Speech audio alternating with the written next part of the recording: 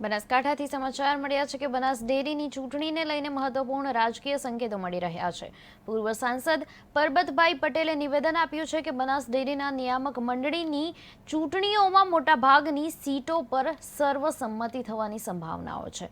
થરાદ બેઠક માટે શંકરભાઈ ચૌધરી અને પરબતભાઈ પટેલે ગામડાઓમાં યોજેલી મિટિંગોમાં જોવા મળી રહેલી સમરસતાએ દુશ્મનાવટ નહીં પણ સહકાર તરફ સંકેત આપે છે। શંકરભાઈના નેતૃત્વમાં પશુપાલકોમાં ભરોસાનો માહોલ પણ સાફ જોઈ શકાય છે।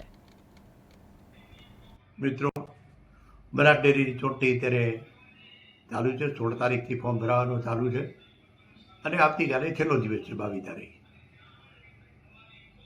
મારા વ્યક્તિગત અભિપ્રાય પ્રમાણે મારે પણ આવતીકાલે ફોર્મ ભરવાનું છે, પણ ભારતીય જનતા પાર્ટીમાં જે કેન્ડિડેટને મેન્ડેટ મળશે એ જ મારી દ્રષ્ટિએ લડે।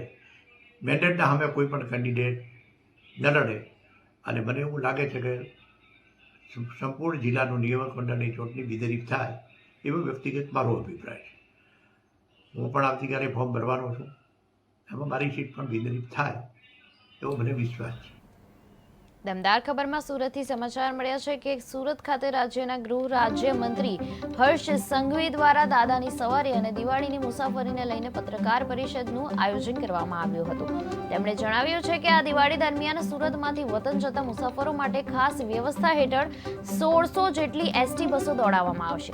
આ બસો 16 અને 16, 17, 18 અને 19 એટલે કે 16 થી 19 ઓક્ટોબર દરમિયાન સુરતના વિવિધ લોકેશનમાંથી ઉપડશે અને ઉત્તર ગુજરાત, સૌરાષ્ટ્ર, દાહોદ સહિતના જિલ્લાઓમાં મુસાફરોને પહોંચાડશે।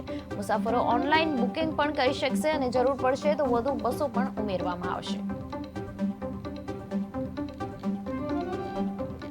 જોડે સુરત શહેરમાં વસે છે અને આજ લાખો પરિવારો દ્વારા રાત દિવસ મહેનત કરીને આ શહેરને અને રાજ્યને દેશના સર્વોચ્ચ રાજ્ય સુધી પહોંચાડવાનો શ્રેય આ તમામ લોકોને જાય છે।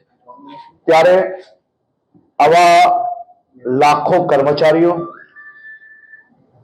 હજારો પરિવારો જે દિવાળીના તહેવારમાં પોતપોતાના વતન એ જાય સૌરાષ્ટ્રમાં હોય, દાહોદ, પંચમહાલ હોય કે પછી બનાસકાંઠા, પાટણ, મહેસાણા કે પછી સાબરકાંઠા હોય, આ બધા જ ક્ષેત્રમાં આ બધા જ પરિવારો દિવાળીના તહેવારમાં આપણે સૌ જાણીએ છીએ કે રાબેતા મુજબ તો ગુજરાતમાં એસટીની 8000 બસો દરરોજ ચાલી રહી છે, જેમાં દરરોજ 27 લાખ જેટલા પેસેન્જરો આમાં ટ્રાવેલ કરતા હોય છે।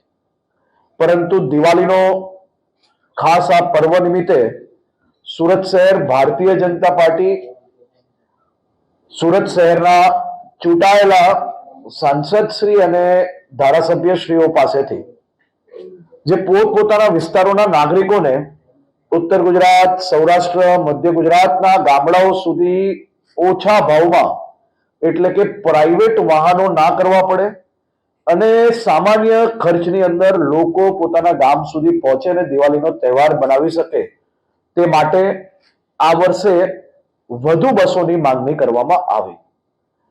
ખાસ કરીને ગયા વર્ષે બી આપણે સ્પેશિયલ એક્સ્ટ્રા બસોના માધ્યમથી 87,000 લોકોને એસટીના માધ્યમથી